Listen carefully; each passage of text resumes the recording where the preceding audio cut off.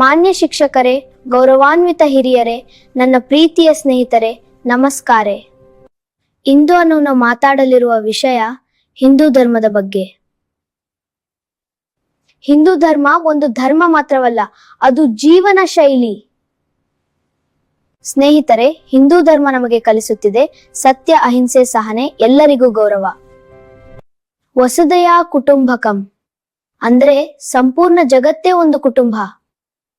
ಹಿಂದೂ ಸಂಸ್ಕೃತಿ ಜಗತ್ತಿಗೆ ಯೋಗ, ಧ್ಯಾನ ಮತ್ತು ಜ್ಞಾನ ಕೊಟ್ಟಿದೆ. ಇದು ನಮ್ಮ ಹಿಂದೂಸ್ತಾನ, ವೇದಗಳ ನೆಲೆ, ರಾಮಾಯಣ ಮಹಾಭಾರತ ಹುಟ್ಟಿದ ಭೂಮಿ. ಹಿಮಾಲಯದಿಂದ ಕನ್ಯಾಕುಮಾರಿಗೆ ನಮ್ಮ ಸಂಸ್ಕೃತಿ ಪವಿತ್ರ ನದಿಯಂತೆ ಹರಿಯುತ್ತಿದೆ. ಸ್ನೇಹಿತರೆ, ಹಿಂದೂ ಆಗಿರುವುದು ಮಾತ್ರ ಹಬ್ಬ ಆಚರಣೆ ಅಲ್ಲ. ಹಿಂದೂ ಆಗಿರುವುದು ಅಂದರೆ ಸತ್ಯಕ್ಕಾಗಿ ನಿಲ್ಲುವುದು, ಸಂಸ್ಕೃತಿಯನ್ನು ರಕ್ಷಿಸುವುದು, ಶಿಸ್ತು ಮತ್ತು ಏಕತೆ ಜೇಲು ತರುವುದು. ಎದ್ದೇಳಿ, ಜಾಗೃತವಾಗಿರಿ, ನಿಮ್ಮ ಸಂಸ್ಕೃತಿಯನ್ನು ಅರಿತು ರಕ್ಷಿಸಿ.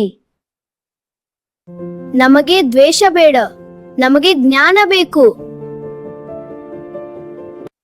ನಾವು ನಮ್ಮ ಇತಿಹಾಸವನ್ನು ಕಲಿಬೇಕು, ನಮ್ಮ ಸಂಸ್ಕೃತಿಯನ್ನು ಗೌರವಿಸಬೇಕು. ನಾನು ಹಿಂದೂ ಆಗಿರುವುದಕ್ಕೆ ಹೆಮ್ಮೆ ಪಡುತ್ತೇನೆ.